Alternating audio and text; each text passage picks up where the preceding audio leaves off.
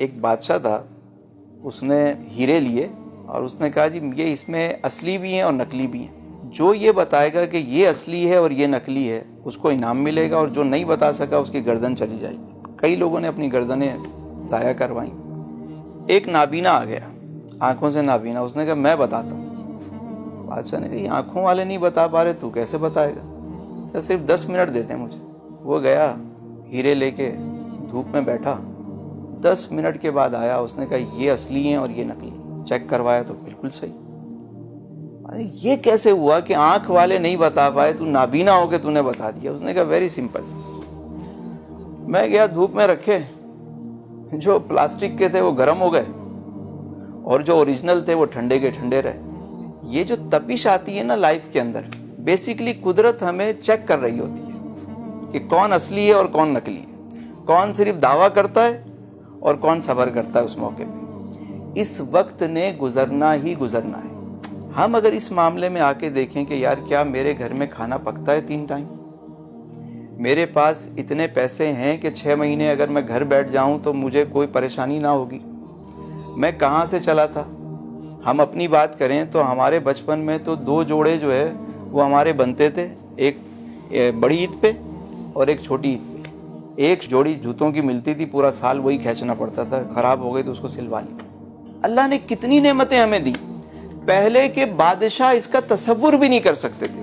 پھر بھی ہم روتے ہیں کہ پتہ نہیں ہم لٹ گئے, برباد ہو گئے, ہمارے ساتھ کیا ہو گیا. کیا ہو گیا بھائی, کیا ہوا کیا ہے؟ پہلے سے بہتر ہوئے ہو یا خراب ہوئے ہو؟ اللہ نے کوئی رات ایسی بنائی نہیں کہ جس کے بعد دن طلوع نہ ہوتا ہو. کبھی کوئی ایسا ہوا کہ رات آئی ہو پھر دن نہ آیا ہو؟ تو مشکل دور بھی گزر جائے گا. مگر مسئلہ یہ ہے کہ اگر آپ اس کو ہنس کے گزاریں گے, مزے لیں گے کہ میرے مالک یہ وقت بھی تو نہیں بھیجا ہے, کوئی نہیں. وہ کیا خوبصورت بات ہے کہ چپ رہ سیں تا موتی مل سن, صبر کریں تا ہیرے.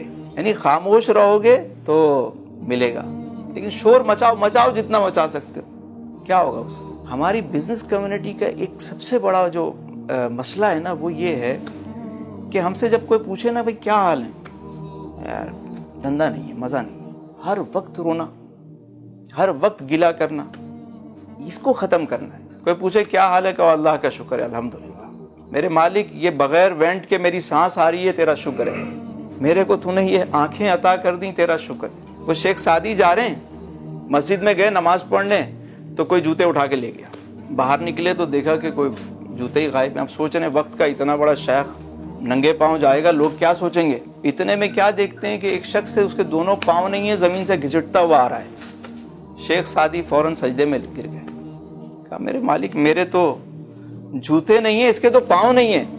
تو دنیا کے معاملے میں جب ہم نیچے دیکھیں گے تو ہماری زبان پہ ہر وقت شکر آئے گا, اور جس وقت بندے کی زبان پہ شکر آ گیا, اس نے گلا کرنا چھوڑ دیا زندگی سے, اسی وقت اس کی زندگی میں بہتری آنا شروع ہو جاتی ہے.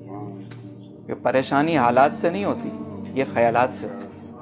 حالات تو سب کے گزر جاتے ہیں, ضرورتیں تو فقیروں کی بھی پوری ہو جاتی ہیں, خواہشات تو بادشاہوں کی بھی پوری نہیں ہوتی. ہم نے اصل میں خواہشات کے انبار بنائے ہوئے. ضرورت ہماری کچھ ہے, ضرورت کے بعد سہولت ہے, سہولت کے بعد آسائش ہے, آسائش کے بعد زیبائش ہے, نمائش ہے. ہم نمائش کو بھی جو ہے نا وہ سمجھتے ہیں کہ یہ بھی ہماری ضرورت ہے. ضرورت نہیں ہے یار. ضرورتیں کیا ہے؟ پینڈامک میں امیر کی ضرورت بھی وہی تھی, غریب کی بھی وہی تھی, 3 وقت کا کھانا, سکون سے بیٹھنا. اللہ نے بڑی نعمتوں سے الحمدللہ ہمیں نوازا ہے. ہم ایز اے بزنس مین جتنا شکر ادا کریں کم ہے.